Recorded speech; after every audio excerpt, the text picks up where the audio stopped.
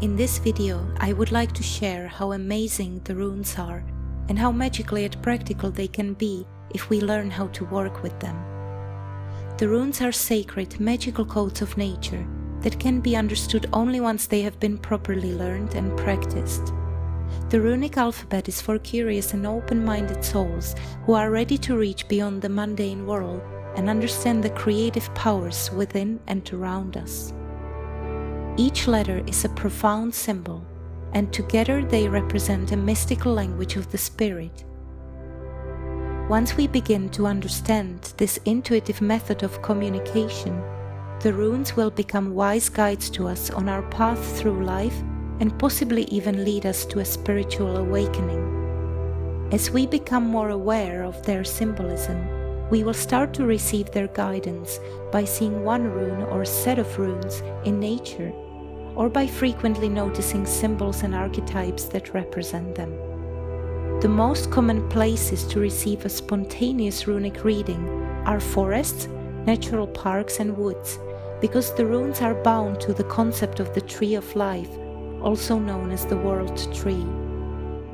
Here are some examples.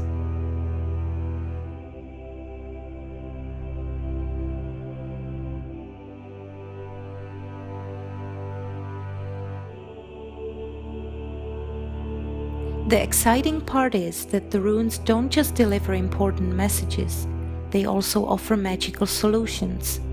Like any alphabet, they are here to be read, written, spoken, and shared. We may work with this magical alphabet not only for the purpose of divination, but also manifestation. They offer a way to solve a given issue or attract something that we desire. If we understand the runes, then we can speak them, write them, even stand in their power by performing the runic postures. Here we can see the runic postures, which could be viewed as runic yoga.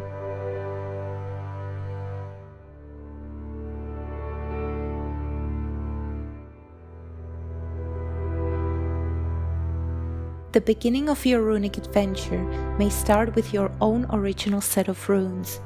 It's best to create them yourself by inscribing them on natural material such as pebbles, pieces of wood or chestnuts. Even draw them on pieces of paper and create cards. Runic divination can be performed in various ways. Randomly pulling a few runes from a sack, throwing branches, or pulling cards are all equally effective. Besides pulling runes, you could also take a walk through a forest, park, field or meadow and look out for certain runes on your path. Runes can often be spotted in trees and tree branches, as well as in grass, straw, random stones and various combinations of these. Runes are inherently present in nature, and once our consciousness opens up to their guidance, we begin to notice them everywhere. If we know their symbolism, they communicate and deliver messages both to the conscious and unconscious mind. It is up to us in which way we allow them to manifest. Once we become more familiar with the runes and their symbolism, we begin to understand the messages they carry. For example, if we keep seeing a rune Fehu, it can mean that some well-paid work or good financial opportunities are ahead. Runic combinations deliver more concrete messages. So seeing Fehu and Kenas, for example, could be read as creative work with good financial rewards, or a creative way to approach finances.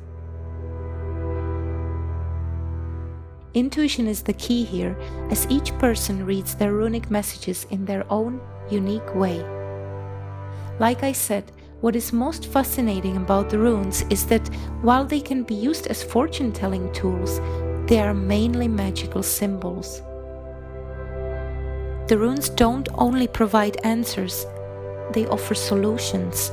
They help with affirmation, manifestation, even alchemy. To give an example, while Rune Lagus guides us to focus on our emotions, working with it may help us undergo profound emotional healing. And Rune Reidho, for example, may not only herald an important journey, but it might actually help us pursue this journey in the most beneficial way. Like all forms of magic, runes come with a warning. If we approach them with generally positive and kind intentions, they will work for us. But if we use them for selfish or wicked purposes, they start working against us.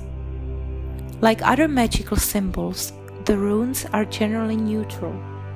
It all depends on how they are approached. If someone willingly wishes to do harm, the law of action and reaction will bring forth repercussions sooner or later. The philosophy of cause and effect applies to everything, including runic magic. If we are not certain about how pure our intention is, it's best to start each runic manifestation with the following statement: may it happen only if it's for the benefit of everyone involved.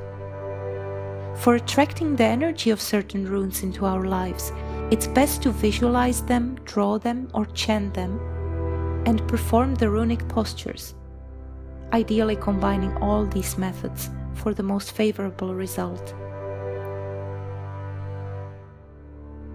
To learn more about the runes and how to establish natural communication with them, check out my new release, Runes, Magical Codes of Nature.